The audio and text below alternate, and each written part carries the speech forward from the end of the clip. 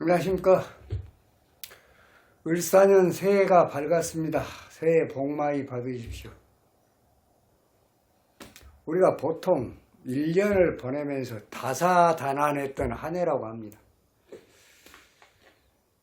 갑진년 한 해는 윤석열 대통령 비상계엄에 따른 탄핵 소추가 아닌가 그렇게 생각이 됩니다.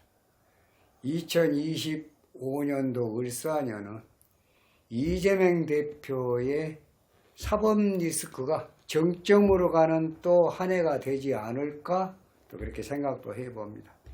그런데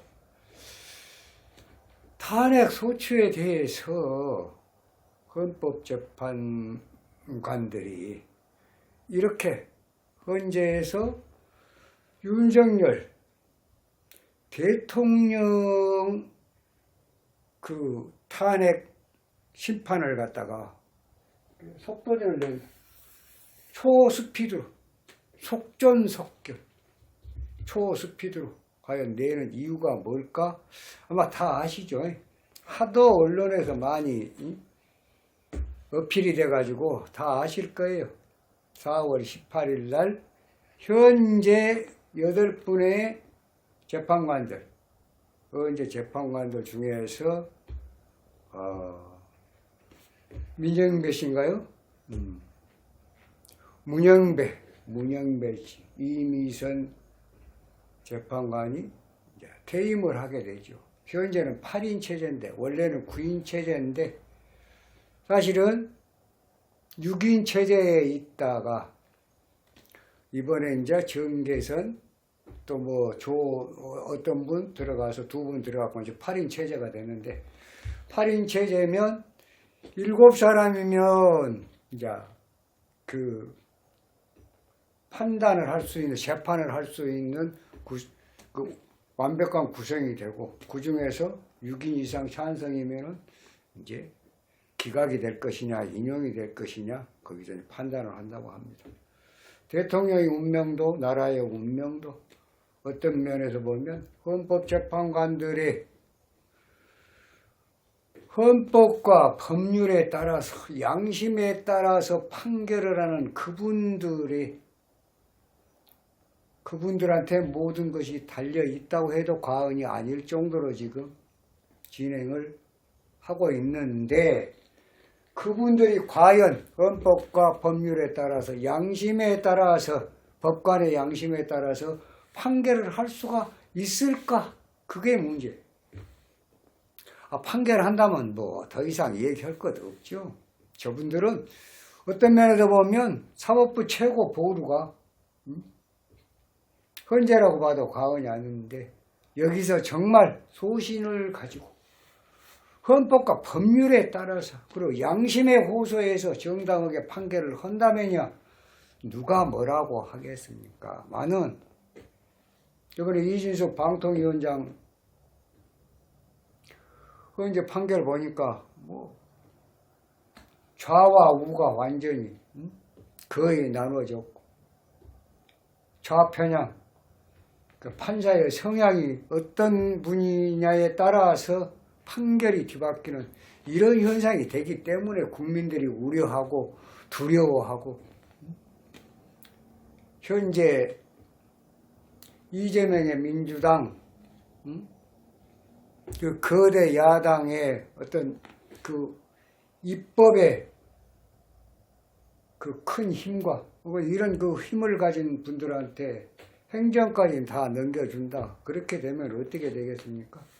이 나라는 한치 앞을 예단할 수 없는, 예견할 수 없는 그런 어떤 국가로 치달을 수도 있다. 그래서 국민들이 또 2030 청년들이 이것은 아니다. 특검, 탄핵, 예산삭감 어느 거 하나 애초에 윤석열 대통령께서 당선이 되고 용산에 이전하는 문제부터 발목이 잡히기 시작해서 이태원 또 뭐 최상병 사건 그 다음에 양평 고속도로 또 김건희 여사 디올백, 그 다음에 또 도이치모터스 주가 조작 등등. 거기다가 이제 또 2023년도 강서구청장 보궐선거에서 또 특별사면까지 시켜갖고 출마를 시키는 이런 문제에 또 조금 의리 갖고 2024년도 4월 10일 날 총선에서 이렇게 참패를 당하고 또 그러고 나서 비대위원장, 한동훈 비대위원장 와가지고 그런 또 선거의 어떤 그런 참 이쁘지 못한 그런 상황들이 또 벌어졌고 거기다가 또 이제 또 당 대표로 한동훈 대표가 또 선출이 되고 한동훈 대표가 얼마나 갈등이 많았냐. 이런 거 한마디로 해서 내부가 컨트롤이 안 됐다. 용산도 컨트롤이 안 됐고 당도 컨트롤이 안 됐다. 막상 지금 탄핵 소추로 인해서 영장이 발부가 되었고 지금 구치소에 지금 수감이 되었고 이 시점까지 누구 하나 발벗고 나서고 정말 대통령은 그거이 아니었다. 물론 부정선거도 부정선거지만 그런 것을 조금 국민들한테 조금 세세하게 알려줄 만한 그런 사람들이 없다. 잘 됐다. 어떤 면에서 보면 내부에서 총질을 한 것이 더 아파요.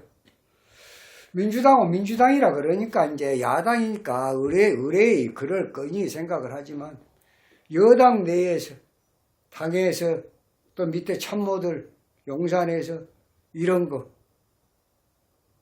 더 아프죠. 많이 아플 겁니다. 대통령께서 많이 아파. 자, 이거 이제 술시로 봤을 때와 미시로 봤을 때, 그러니까 미시가 맞다고 합니다. 술시로, 스님은 계속 술시로 봤는데, 술시로 보면 화가 용신이에요. 목은 희신이고, 수가 병이고, 금은 구신이고, 토가 약신이고, 목화토운의 발복을 가지고, 미시 같으면 인수, 진상관 용인격이요. 무토가 용신이에요. 무토가 용신이라. 그 다음 화는 희신이고, 목은 병이요. 이 목이 돈이고 여자잖아요. 그렇죠? 윤석열 대통령 처복이 있습니까? 네. 선생님 말씀 안 들어도 다 알겠죠. 자, 그 다음에 이제 금도 나빠요. 여기서 수보다는 오히려 목하고 금이 더 나빠요. 왜? 토가 용신일 때 여기는 금은 병사국이 되고 설기가 너무 심하고 그 다음에 목은 바로 목국토 하니까 안 좋고 오히려 수가 조금 더 여유가 있다고 봐야 돼요. 목과 금은 굉장히 안 좋다. 그래서 간목에서 문재인 정부 검찰총장이 됐어요. 그래서 병수시로 봤던 거예요. 그런데 여기서 정직 2개월 먹고 2021년도 3월 4일 날 또 간목원에 퇴직을 하게 됩니다. 그러고 나서 이제 5화로 바뀌어가지고 2022년도 3월 9일 날 대선이 있었죠. 그때는 5화로 운이 바뀌었다. 그래서 화가 좋은 것은 맞아요. 병술시로 보나 개임시로 보나 화가 좋은 건 맞아. 그러나 병술시로는 화가 용신이고 그 다음에 개임시로 보면 토가 용신이다. 이것만 다를 뿐이요. 토가 용신일 때는 모기병이라는 거예요. 목이 안 좋다. 사실은 작년에 12월 3일 날 비상계엄 선포할 때 그때 운을 보면 실제로 오화 대운 살아있고 갑진년에 진중무토도 살아있었어요. 그런데 대운과 일령운이 사실 살아있는 상태에서 을해월에 신축일에 계엄 선포를 한 거예요. 그래가지고 병자월에 임자 일에 뭐가 됐어요? 여기서 계엄 선포였고 여기서 204명 가결된 거예요. 가결됐어. 이런 걸 봤을 때 미시가 되면은 참으로 힘들다 이렇게 봐지는 그런 사주가 아닌가 그렇습니다. 자, 이제 정축월을 지나고 입춘이면 2월 3일이 입춘인데 입춘이 지나고 나면은 무인월로 갑니다. 여기도 지금 2월달 양력 2월입니다. 지금 2월에 보름 가고 7716이니까 여기 한 3.한 일주일 정도 22일 날 2월 22일 후 그러면 인중간목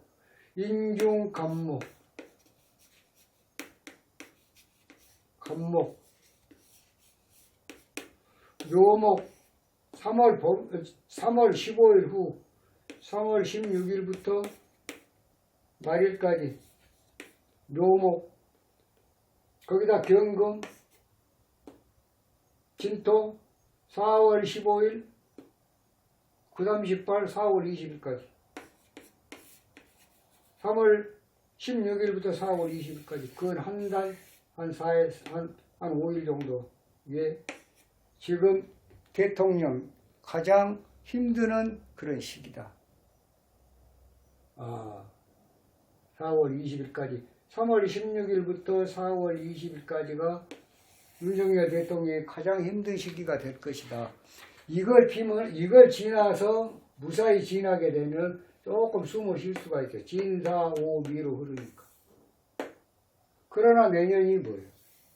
을목이라는 거예요. 목이 병이요. 토가 용신일 때 목이 병이요. 병이 을목이 좋을 리가 없어. 들어오면 첫째 을경합화금이 되겠죠. 을경합화금.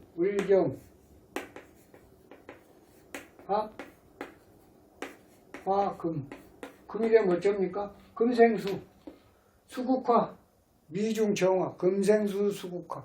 문서가 뜯고 그 다음에 식상이 대왕해지니까 진상관 행상관 그 다음에 미중정화를 그러니까 제살태관 근데 관제구설 망신 재물수원제 이렇게 떨어지는 거예요. 거기다가 또 그것만 하냐? 목국토 탐재괴인 목국토 참 힘드네요. 아무튼 어찌됐든 3월 16일 이후 4월 20일까지가 제일 힘든데 아니 4월 18일날 지금 문영배 대법관하고 지금 이미서 대법관이 좀 그만둔다고 그 안에 끝내려고 할 거예요. 지금 현재 심판이 속도전을 하고 있는 것은 그 안에 마무리를 하겠다.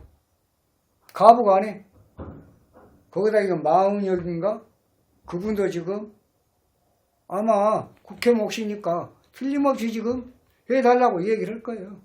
또 차상목 지금 고난 대행한테 지금 쫄 거라고. 스님은 아마 못 견딜 것 같아요. 아마 해주고 말지 못 견딜 것 같아요. 특별한 뭐 이유가 있는 것은 잘 모르겠습니다만.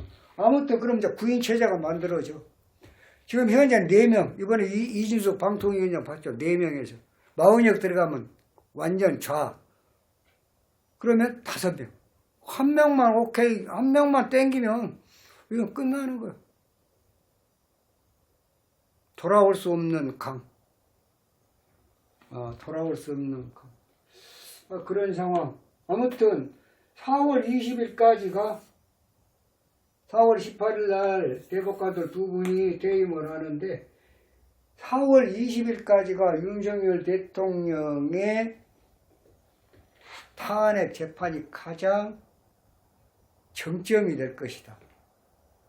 그렇게 스님은 예상을 해봅니다. 결국은 대통령 재판 결과가 어떻게 될 것인가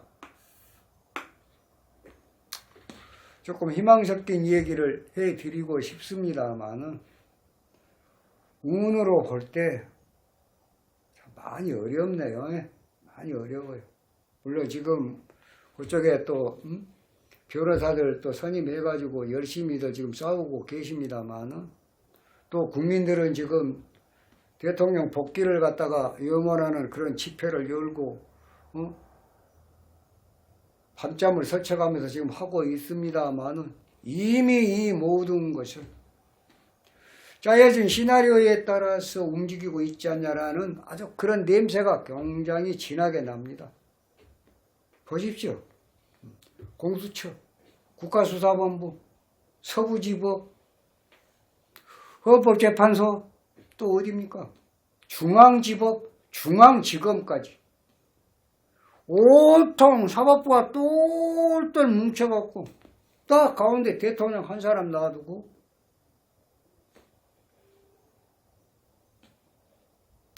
결국은 시나리오가 뭘까요? 뇌란죄로 해갖고 인용을 시키겠다는 게 그분들의 시나리오가 아닌가요? 그 사람들의 시나리오. 짜여진 각본. 물론 이재명 대표는 또 이제 다음 시간에 언제 또 시간이 나면 곧 한번 또 사주 분석을 해 보겠습니다만 그 일극 체제가 과연 온전히 갈 수가 있을까? 그것도 아닌 것 같은데 꼭 대통령을 이렇게 대우를 해줘야 될까? 아무튼 윤석열 대통령이 어찌 됐든 복귀를 하고 다시 대통령직을 수행하는 그런 날이 와야 되고 또 그런 모습을 보고 싶은데 과연 그날이 올 것인지 주님이 평가할 때는 많이 어렵다 이렇게 생각이 됩니다. 왜 그러냐? 오와 대운에 작년에 갑진년에 신중 무토까지 들어와 있는 상태에서 달운에서 그러한 상황이 벌어졌다. 달운에서 12월 3일 날 계엄 선포를 했고 12월 14일 날 탄핵 소추 국회에서 결정이 나서 헌재로 갔다는 거예요. 거기다 정축월에 1월 달에 역장 발부되어갖고 구속까지 돼. 이런 상황을 볼 때 을경금 금생수 수국화 목국토 탐재개인 제살태가 문서 이동 변동 이거 굉장히 어렵다. 아무튼 4월 20일이 넘어야 한숨을 돌리겠는데 여기서 거기다 하필이면 또 4월 18일이 또 그러니까 지금 헌재에서는 이렇게 속도전을 하고 있는 것은 4월 18일날 퇴임하기 전에 끝내겠다 이런 심산이 아닌가 싶어요. 아마 그런 뭐가 바닥에 깔려 있지 않냐 주님 그렇게 생각해 봅니다. 결국은 대통령 이 헌법재판 내란죄로 인한 헌법재판의 결과를 예상을 해 볼 때는 참으로 어렵다 이렇게 말씀을 드릴 수가 있겠습니다. 이만 마치겠습니다. 다음 시간에 좀 더 좋은 영상으로 여러분 찾아뵙도록 하겠습니다. 감사합니다.